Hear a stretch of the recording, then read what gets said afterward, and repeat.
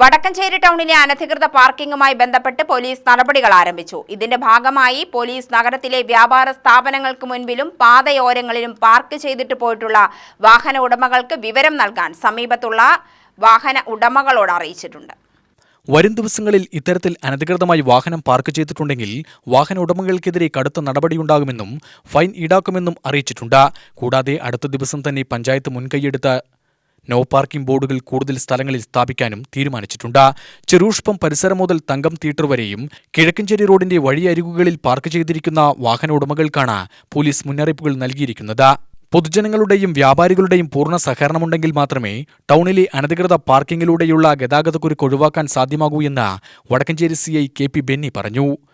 ഗതാഗത അസൗകര്യങ്ങൾ വിലയിരുത്തുകയും അതിനോടനുബന്ധിച്ച് നമ്മൾ ട്രാഫിക് പരിഷ്കാരം നടക്കാനൊക്കെ തീരുമാനിച്ചിട്ടുണ്ട്. അതിൻ്റെ ഭാഗമായിട്ട് ഒരു ബോധവൽക്കരണം ഈ 2 ദിവസങ്ങൾ നടത്തിയിരുന്നു. വിവിധ രാഷ്ട്രീയ കക്ഷികളുടെയും വ്യാപാരി വ്യവസായികളുടെയും സഹകരണത്തോടു കൂടി നമ്മൾ ഇവിടെയുള്ള ബ്ലോക്ക് വളരെ നല്ല രീതിയിൽ തീർക്കും എന്നാണ് നമ്മൾ ഉദ്ദേശിക്കുന്നത്. അനധികൃതമായിട്ട് കയ്യേറിയിട്ടുള്ള കടകളും റോഡ് സൈഡിൽ വെച്ചിരിക്കുന്ന കടകൾ മാറ്റുക, അതോടൊപ്പം തന്നെ പാർക്ക് ചെയ്തുള്ള വാഹനങ്ങൾ മാറ്റുക, പിന്നെ ബസ്സുകൾക്ക് സ്റ്റാൻഡിൽ കയറുന്നതിന് പ്രത്യേകം നിർദ്ദേശം കൊടുക്കുക.